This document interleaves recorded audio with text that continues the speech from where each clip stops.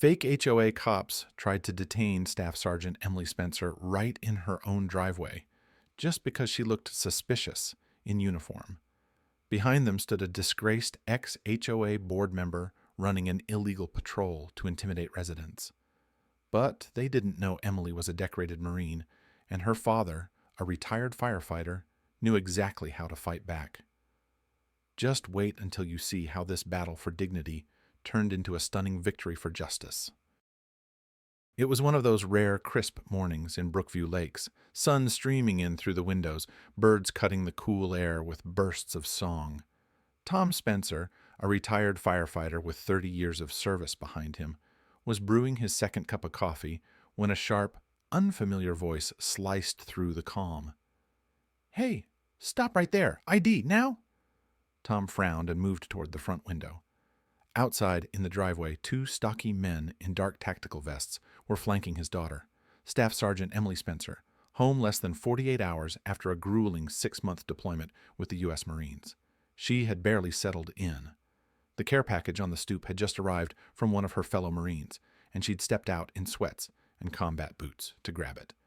Now she stood squared up, arms relaxed but ready, her training visible in every line of her posture, as the two men boxed her in. The words HOA Compliance Enforcement were slapped across the front of their vests in bold white print. Neither man was familiar to Tom. Tom opened the window a crack and caught the tail end of the exchange. "You're acting suspiciously," one of the men barked. His name, Tom would soon learn, was Gerald Pike, a former HOA board member with a reputation for power tripping. "We've had reports of unknown persons on the property. I need to see your ID. Now." Emily didn't flinch. Her voice was calm, clipped from years of military discipline. "This is my home. I live here. You have no right to question me." But the men advanced another step, shifting their weight with a swagger that sent a chill down Tom's spine. Both had cheap imitation badges clipped to their belts, badges that looked official enough to fool the average person, but meant absolutely nothing. One of them, a wiry man Tom would later learn was Ronnie Simmons, casually let his hand rest on what looked disturbingly like a pair of handcuffs hanging from his belt. Tom felt the rush of adrenaline hit like a punch. His instincts as a firefighter kicked in. This was a dangerous escalation, and it was happening fast. He threw open the front door and strode outside. "Who the hell are you people?" Tom demanded, voice steady but loud enough for the neighbors to hear. Several porch curtains twitched open. Pike turned to reward him, not missing a beat. His tone was arrogant, rehearsed. "We're authorized HOA patrol," he said. "Your daughter matches the description of a trespasser. We have authority to detain." Tom's stomach turned. They were trying to arrest his own daughter, in her own driveway, on trumped-up accusations, using fake badges and the flimsy cover of an HOA title. And they had no idea who they were messing with, or who they were calling suspicious. By now, Tom's sharp demand had drawn more than a few sets of eyes. Porch doors opened. Neighbors emerged in house slippers and weekend clothes, lining the sidewalks with crossed arms and uneasy stares. Phones came out. Video cameras started recording. Tom wasn't taking chances. He dialed the county sheriff with steady hands, voice low and controlled. "This is Tom Spencer on Brookview Lakes Drive. We have 2 men impersonating law enforcement, attempting to detain my daughter on my property. We need deputies. Immediate response." While Tom spoke, Pike and Simmons doubled down. They weren't backing off. Instead, they seemed to thrive on the growing attention. Pike smirked, eyes flicking to Emily's boots. "A girl playing soldier, huh?" He sneered loudly, clearly performing for the gathering crowd. "Wearing combat boots doesn't make you trustworthy." The words hit like a slap. They had no idea. Emily wasn't just a girl in boots. She was a battle-tested Marine, a staff sergeant with years of service behind her, multiple tours, the Navy and Marine Corps Commendation Medal gleaming in her shadow box back inside the HOA. The boots they mocked had seen more action, sacrifice, and honor than either of these self-appointed patrolmen would likely comprehend in a lifetime. Tom felt the heat rise in his chest. His voice carried across the driveway now. "They're harassing a U.S. Marine in her own home." The words sparked murmurs.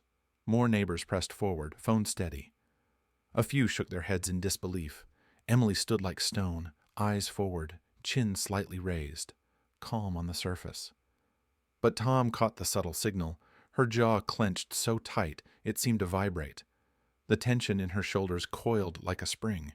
She was waiting, holding her discipline, but the line was razor thin. Then sirens approached. A flash of relief crossed Tom's face as 2 county sheriff cruisers rolled in and parked sharply at the curb. Deputies moved fast, stepping out, hands near their belts, not in fear of Emily, but to immediately take control of the brewing scene.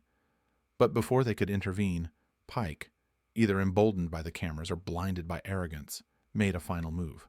"We'll handle this before the county has to waste its time," he said. Then Pike reached toward Emily's arm. He actually tried to lay a hand on a Marine staff sergeant. It was the last mistake he'd make that morning. In a flash, Emily's training took over, clean, professional, no unnecessary force. A sharp twist of her wrist, pivot of the shoulder. Pike was off balance and on the ground in a controlled fall, gasping in surprise, but unharmed. The crowd gasped. Several neighbors cheered softly. One voice called out, "Serves him right!" Sheriff's deputies moved in immediately. "Everyone, hands where we can see them! Back up now!" The scene de-escalated with practiced speed. The deputies separated everyone, shielded Emily from further interaction, and began demanding identification from Pike and Simmons. What they uncovered next rippled through the watching crowd like an icy wave. The HOA compliance enforcement vests? Fake. The badges? Bought online. The authority? Non-existent. Pike, once an HOA board member, had been voted out months prior after a string of complaints about harassment and aggressive behavior. But unable to let go of his self-appointed power, he'd roped Simmons into creating an off-the-books patrol, roaming the neighborhood in a bid to reassert control through fear. And today, he'd picked the absolute wrong target. The temperature on the street changed. Now, it wasn't just the Spencers who wanted answers. Every neighbor watching had witnessed the truth for themselves. And justice was about to move quickly. The deputies moved with quiet efficiency, securing both Pike and Simmons in the back of their cruisers. But the real work had just begun. With statements being taken on the sidewalk and half the neighborhood still watching, the full scope of what Pike had been doing finally came to light. Deputy Martinez, a seasoned officer, approached Tom with a clipboard and a look of grim understanding. "Mr. Spencer, just so you're aware, this isn't the first report we've had about these two, or about this so-called HOA patrol. We've suspected something was going on, but today gave us what we needed to act." Tom's jaw tightened. "How long?" he asked, his voice low. "Months," Martinez replied. "Pike was running this operation after being voted off the board. A couple of current board members, well, they weren't officially sanctioning it, but they sure weren't stopping it either." The deeper it went, the worse it sounded. Fake fines delivered in plain envelopes, demanding hundreds of dollars for violations that didn't exist. Bogus detain orders, unsigned notices threatening arrest for alleged loitering or trespass. And worst of all, the pattern. Pike and Simmons weren't targeting random rule breakers. They had a type, young adults who didn't look like homeowners, minority residents who didn't match the neighborhood profile, delivery drivers and contractors doing honest work. And now, Emily. Her crime? Being an unfamiliar face, being a strong, confident woman in military attire. The implication boiled Tom's blood. A U.S. Marine back from deployment, being singled out as suspicious in her own driveway by a pair of pretend enforcers.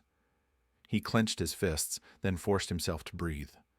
Fury alone wouldn't fix this, but action would. Pike had picked the wrong target this time. Tom's next moves came quickly, sharp and deliberate. First, he called John Milner, a local attorney known for championing veterans' rights. John answered on the first ring. After hearing what happened, his voice turned razor sharp. "I'll take the case. Tell Emily to get some rest. We'll be filing within the week." Second, Tom called Emily's commanding officer. The Marine Corps took the harassment of its members seriously, especially when local authorities failed to protect them. Third, and perhaps most critical, Tom called the local media. A trusted contact at the county newspaper answered, and within minutes, the story had a hook that would resonate far beyond their little HOA. Veteran targeted by fake HOA cops in own driveway. Tom could already picture the headlines. Across the street, Emily stood quietly beside a deputy, giving her statement with Marine precision. Her posture never wavered, but when she caught Tom's eye, she gave a small nod. They both knew this fight wasn't over. It was just beginning. And this time, it wouldn't be fought in the shadows. The fallout came faster than anyone in Brookview Lakes could have imagined. Within 72 hours, the sheriff's department, armed with sworn statements, video footage from half a dozen neighbors, and Emily's own precise account, formally charged both Pike and Simmons, impersonating law enforcement, false detainment, harassment. The list was long and well-earned. County prosecutors wasted no time. Both men were arrested and booked, their mugshots soon circulating online, where they quickly became the face of fake authority gone wrong. But the legal battle was only part of the reckoning. As news of the incident spread, veterans groups across the state rallied in support of Emily. Word traveled fast through military networks, civic groups, and eventually the local press. Then the story jumped. Regional TV picked it up. National outlets followed. Headlines blared. Marine targeted by fake HOA patrol. Community outrage erupts. Veteran harassed at home. HOA under investigation. And through it all, one image stood out. Emily, standing tall in her dress blues at the courthouse steps, her medals gleaming in the sun, a quiet strength in her gaze. Cameras captured the moment as she spoke. "I've faced worse in real combat, but no American, military or civilian, should have to fight for their dignity at home." The clip went viral. The public response was overwhelming and unequivocal. The HOA, under immense public and legal pressure, caved. Their insurance carrier swiftly arranged a settlement covering damages and legal fees for the Spencer family. But the financial hit wasn't the worst of it. The county opened a full investigation into HOA leadership. Several board members were found to have willfully ignored Pike's rogue activities. Facing either resignation or recall, most chose the former. New elections were held. This time, the turnout shattered records. A slate of reform-minded residents, many of them veterans or their families, swept into power with a mandate: never again. And as for Pike, sentenced to community service, where he would now answer to real public authority.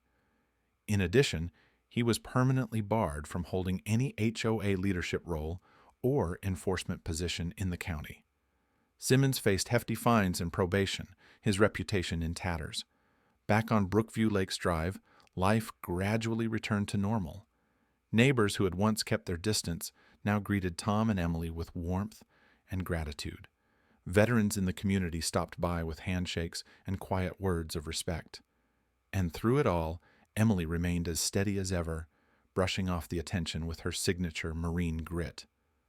"It was just another fight," she said with a small smile to her father. "The uniform doesn't change who I am, but it sure reminds folks not to underestimate us." Tom couldn't have been prouder. As they stood on their front porch watching a new sunrise over a neighborhood forever changed, he knew one thing for certain: justice had been served, and Brookview Lakes would never forget the day a U.S. Marine stood her ground and taught a few bullies what true strength really looks like.